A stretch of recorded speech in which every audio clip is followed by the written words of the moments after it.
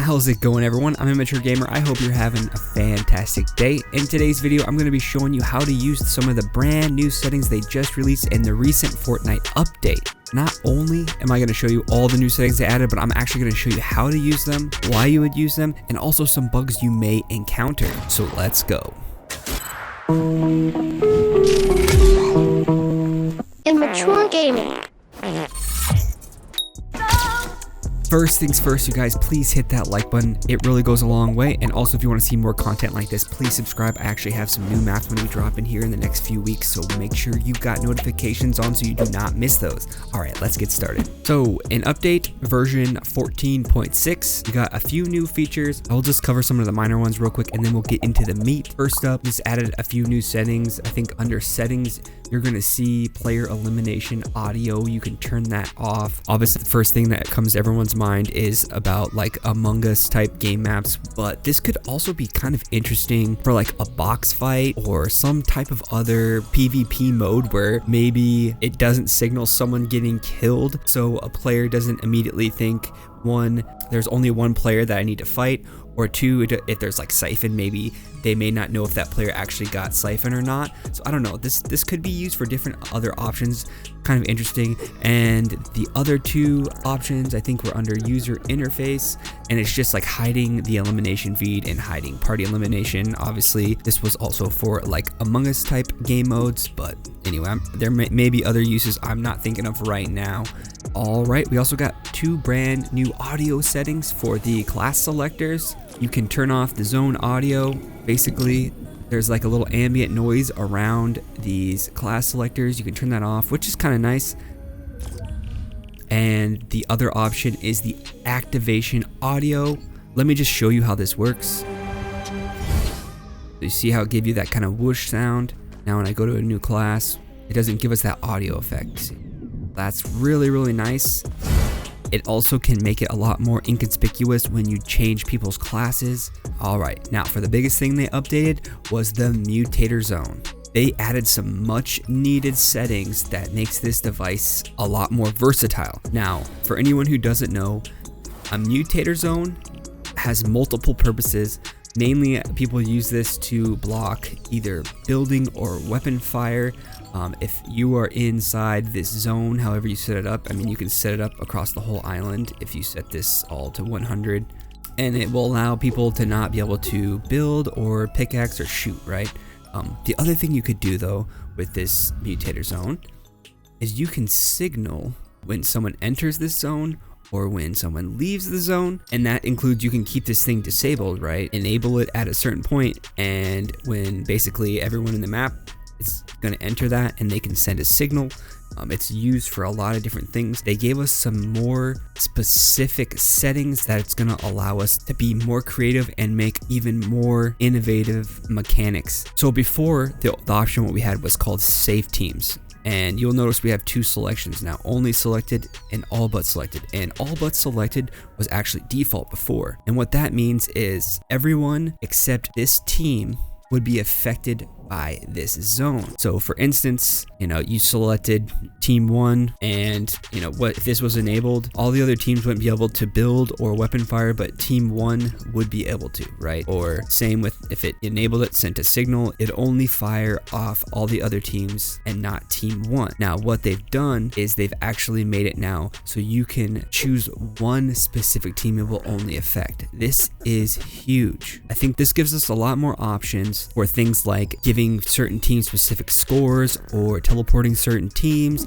Definitely a really cool add, and definitely we've been asking for this for a while now. And another thing they've added now is you can actually filter by class as well, which even opens up some more doors. I'm going to show you how to use this in a second. And the last thing they added was update selected teams when receiving from and update selected class when receiving from. Now this is actually probably one of the best new settings updates we've had in recent memory, because this is actually going to allow you in game to actually manipulate someone's settings on the fly.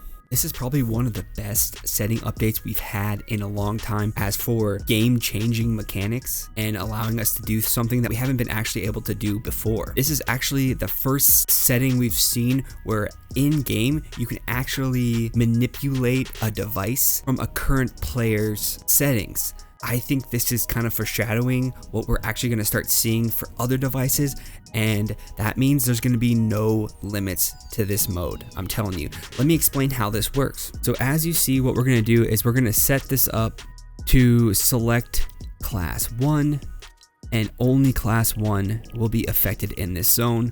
We have this mutator set up now, so if someone is in this zone, they will not be able to shoot a weapon, they won't be able to build, and the only person that's going to affect is if they have class 1. So anyone with any other class, any other team, they can build, shoot, but only class 1 will not be able to do that. And what we set up here is actually a signal from an instigating player, and you'll see in a minute. But what this does is it will look at the instigating player, it'll see what class he has, and it will actually physically change this selected class to whatever the instigating player's class was. This is crazy. You can also do that for teams as well. Let me show you how this selected class actually works in game.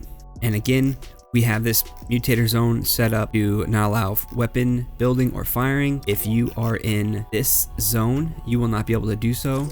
Only the person with class 1 won't be able to fire or build, and we set up on channel 3 to change what class this mutator zone is going to affect. So let's start the game. So I am starting with no class. We have no class right now. I've turned the visibility options on this mutator to visible so we can see. You obviously will turn this off in your game mode, but as you see, if we go in here, we can pickaxe, we could essentially build. We set it to class 1, right? So let's get class 1. We can't shoot, we can't build in here, we can build out here. Now if we get to class 2, see, we can go in here, build, do whatever we want, because this is only affecting class 1. All right, now remember how we set it to change what class it affects off of a channel? Well, this button is set on 3. I can't spell instigate apparently. Disregard. Basically, like I said, you could set this up to signals from kills, someone dying, or someone picking up an item. But once I press this, like I said, we're in class 2 right now. I press this, see it changed, it's press 3, it's going to change the effects to class 2. Now it only affects class 2. Pretty cool, huh?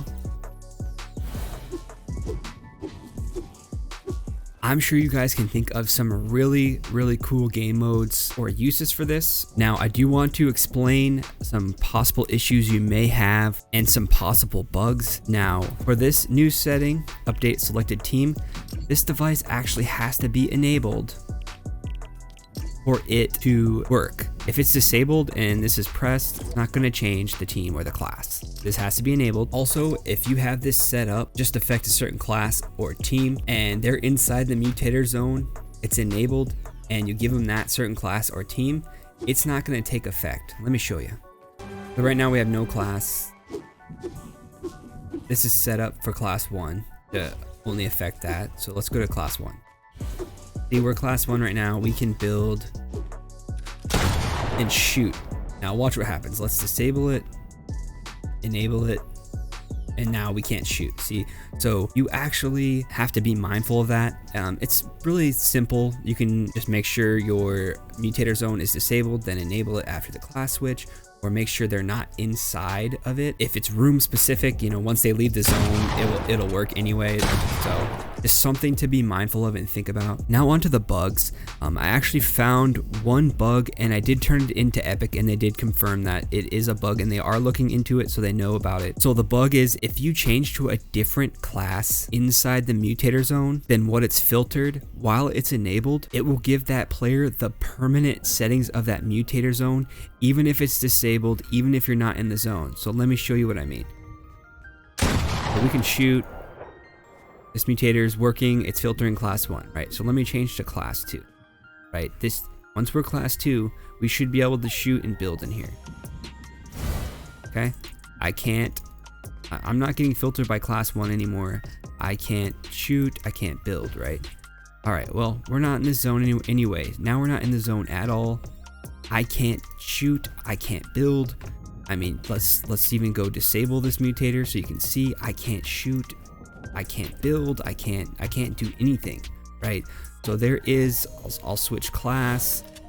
It's just permanent, it's locked in. So there is some type of bug with this. You find yourself where your player is basically just locked up. Just know if you're switching someone's class, make sure that mutator is disabled. That kind of goes over all the new settings they added and kind of how to use them. If you guys learned something, please hit that like button. I really appreciate it. And don't forget to subscribe. I know this update came out about a day ago, but I actually like to set down the devices, check out all the settings and how they work, and see if I can find any bugs or glitches so I can report them to you guys. Also, I'd like to give in-game real examples of how they work so you guys can better understand how to use them. All right, guys, that's gonna do it for this video. If you guys would do me a favor, in the comment section, write what videos you guys would like me to make, any tutorials, guides, or any maps. Please put those in the comments, and that's gonna do it for today's video. I'm Immature Gamer, and I'm out. Hey, you're still here? Thank you so much for watching the whole video. I really appreciate it. If you don't mind, please press that like button. It goes a long way, I'm serious. And while I'm sitting here begging for likes, press that subscribe button. It would really mean the world to me. All right, I'm really leaving this time. Hope you have a great day. That's my name.